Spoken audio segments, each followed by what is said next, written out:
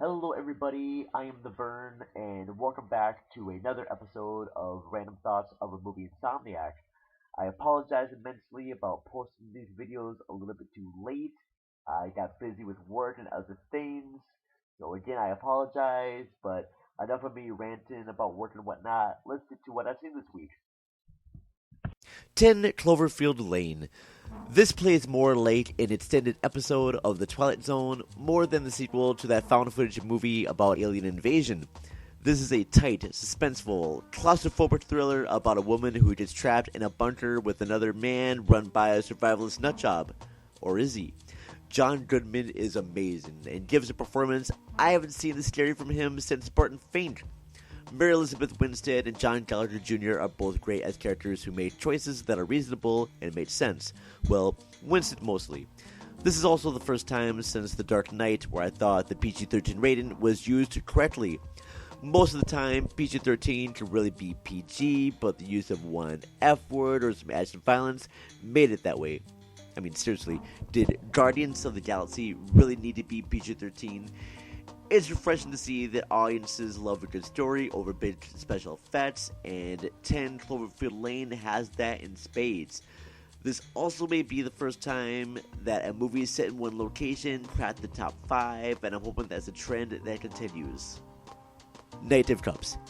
I'll be honest with you, the only reason I went and saw this on the big screen is because I am a big fan of cinematographer Emmanuel Lubezki.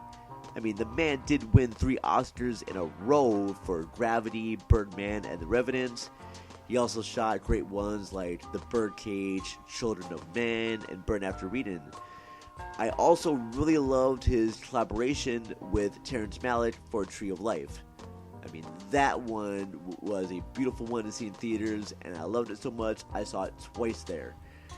I then went back and enjoyed Malick's other movies like Badlands, The New World, and Thin Red Line. He just has these wonderful, great images that are perfect for the big screen.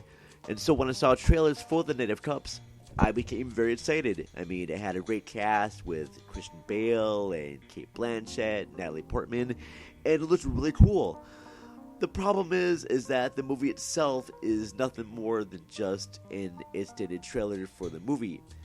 Nothing happens in this one. It just has one character saying random dialogue and monologues, and then it switches to another character doing the same thing.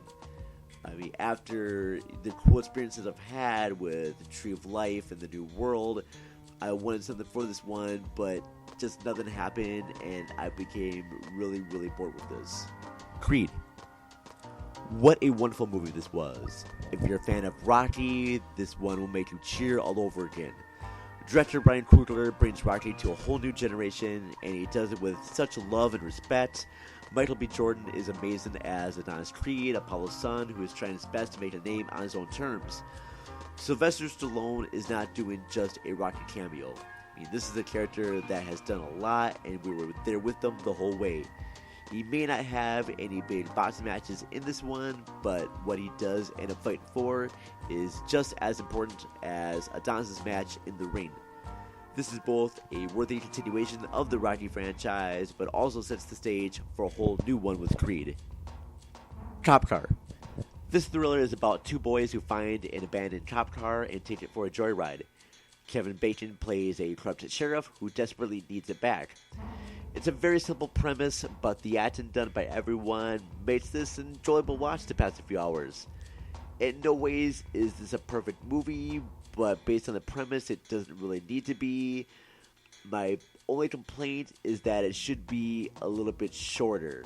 If it was just over an hour, I think it would have been just fine, but the 90-minute runtime kind of does slow it down a little bit. Saturday Night Fever. I know this movie is iconic because of John Travolta, the soundtrack, the fashion, all those cool dance moves, but let's face facts. Tony Manera, Travolta's character, is kind of an asshole. He treats a lot of the girls in this movie like shit.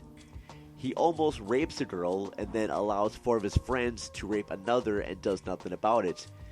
Yes, he does have a change of heart at the end of it, but by then it didn't really mean anything.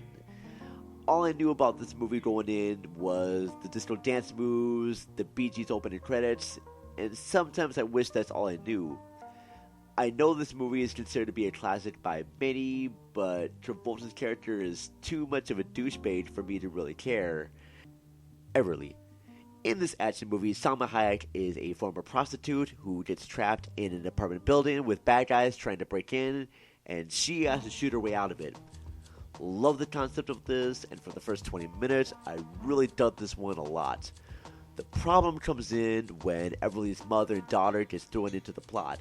For me, it just slowed the movie way down when the action was just so good. I mean, kids in action movies are fine. We got Nude from Aliens and that little girl whose name I forgot in Long Kiss Goodnight. But for some reason, the kid in this one just didn't work out and just slowed it way down. Salma Hayek is badass, sexy, and all awesome in this. And if you watch it for anything at all, watch it for her.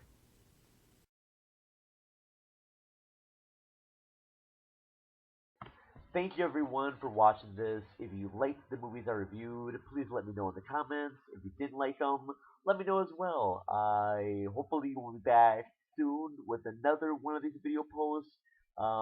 But again, thanks for watching everyone. If you like what I do, hit subscribe, hit me up on my other sites, and I will see you next time. Goodbye.